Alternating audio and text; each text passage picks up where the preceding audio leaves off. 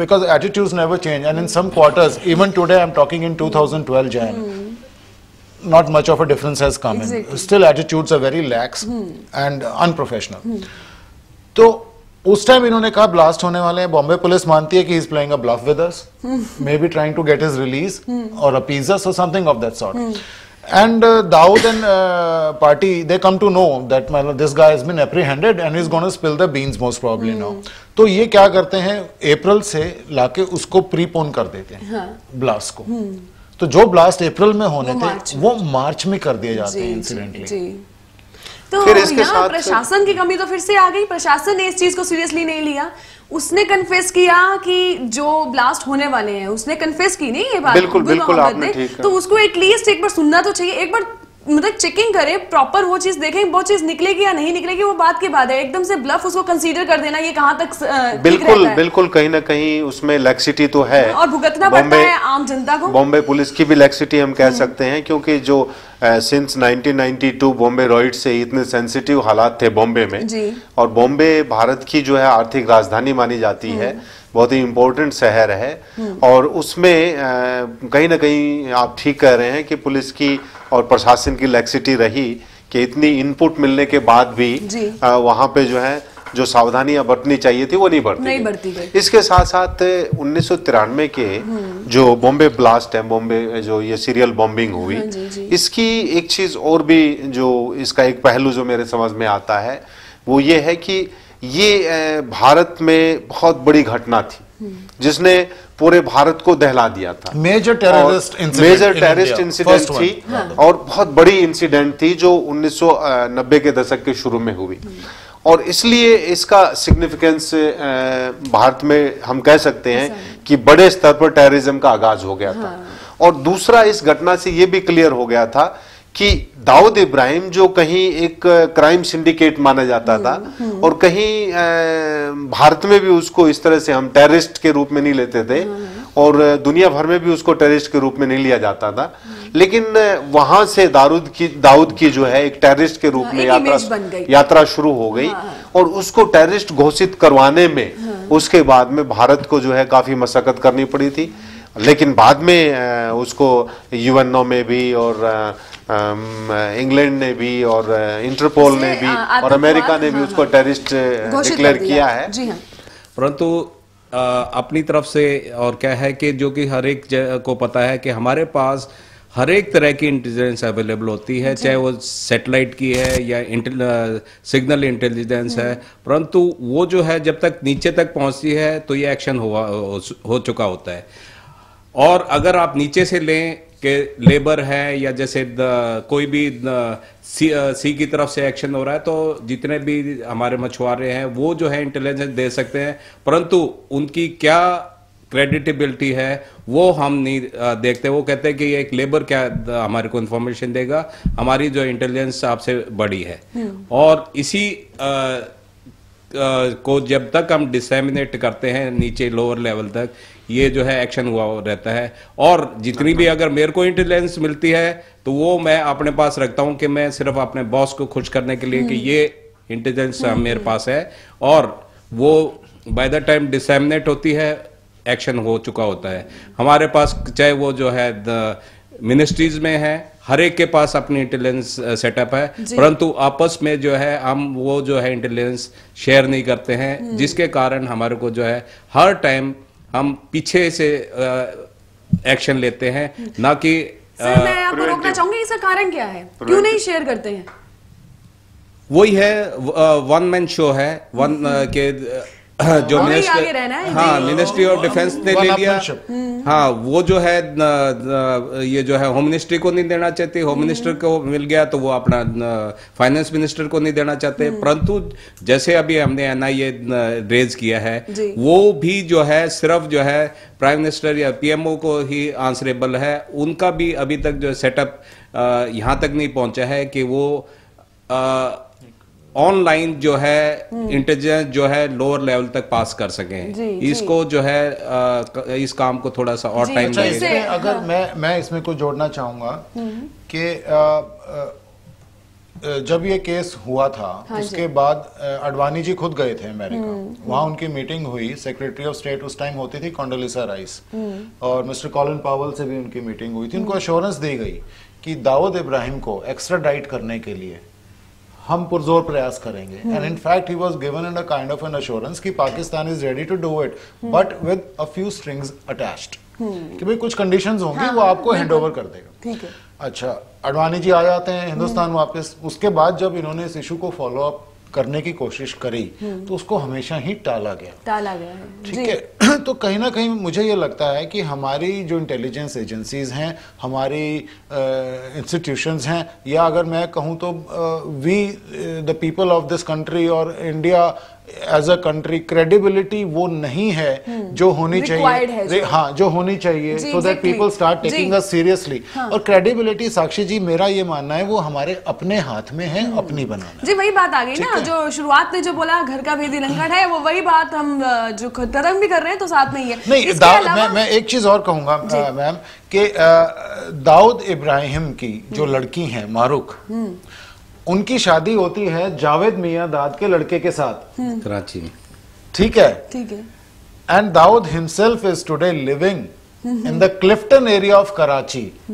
ये तो अपने मिस्टर जी पार्थसारथी ने भी टीवी पे कई बार आके उन्होंने कहा है कि we know, our intelligence agencies know कि क्लिफ्टन एरिया कराची का कौन सा गली नंबर है, लेन नंबर कौन सा, हाउस नंबर कौन सा, पूरा इंटेलिजेंट इनपुट है, but they can not do anything, they are so मजबूर। तो मतलब मेरा कहने का मतलब ये है, जब तक हम अपने आप को इम्पोज करना नहीं सीखेंगे, एक पॉलिटिकल विल इसके लिए चाहिए। We have the institutions, we have the armies, we have the special forces to do it, but political will is always found to be somehow or the other lacking. Exactly, ठीक है। दूसरा इसके ऊपर छोटा सा एक और पॉइंट है कि जैसे दाऊद की जो है प्रॉपर्टी कुर्की हो गई है, परंतु उसको खरीदने के लिए कोई तैयार नहीं है कि क्यों नहीं हम उसको जो है गवर्नमेंट ऑफिसेज बना दे।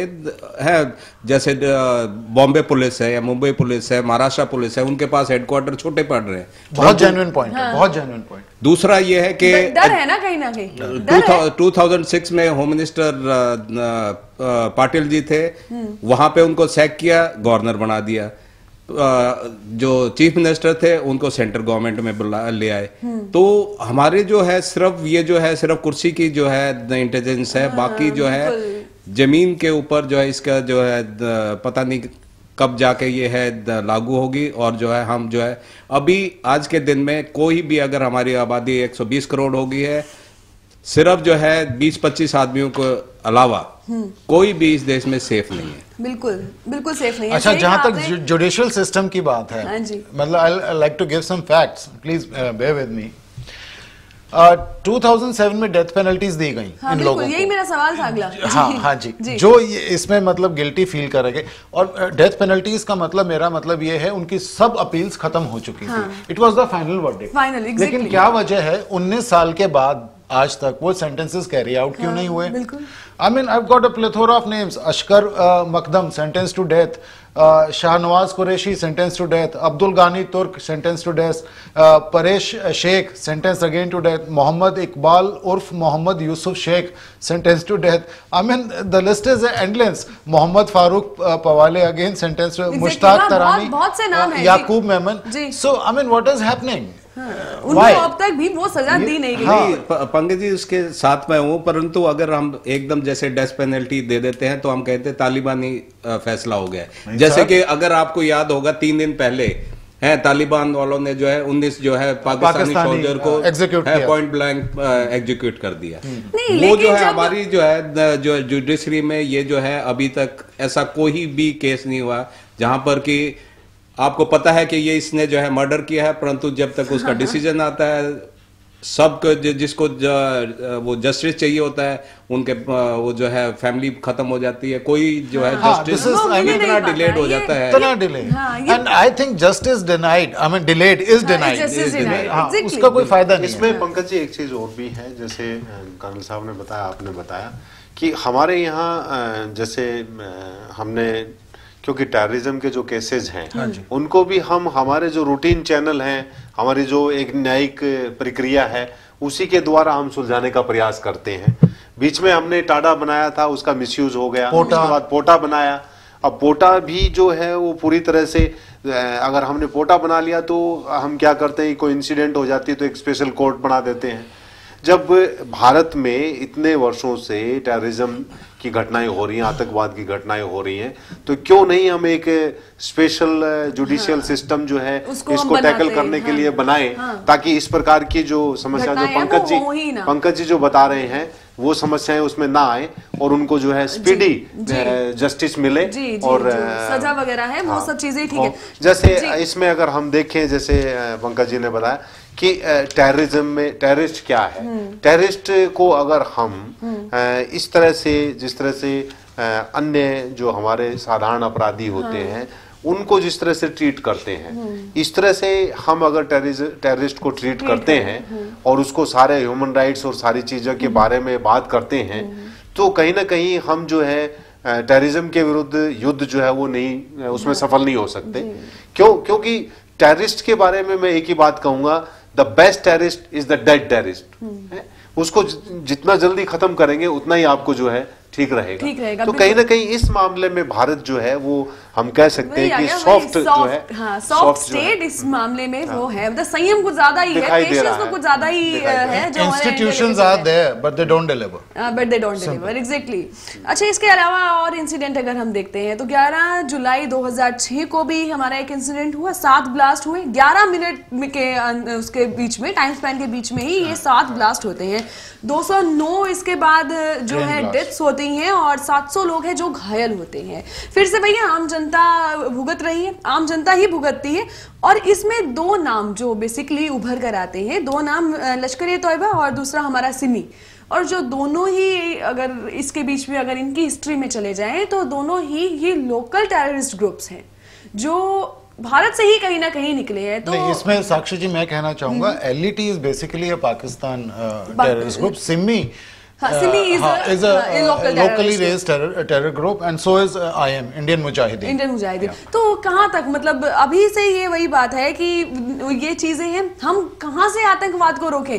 हम बात करते हैं कि पाकिस्तान से आतंकवाद आ रहा है, वहां से आतंकवादी आ रहे हैं, वो ये कारनामों को दे रहे हैं, जो भी चीजें, लेकिन अगर हमारे देश में ही आतंकवाद छुपे हुए हैं तो कहाँ से ढूंढ कर निकाला जाएगा, मतलब क्या हो रहा है उसके लिए तो कोई भी एक्शंस नहीं लिए जाते। This is our soft Bailey.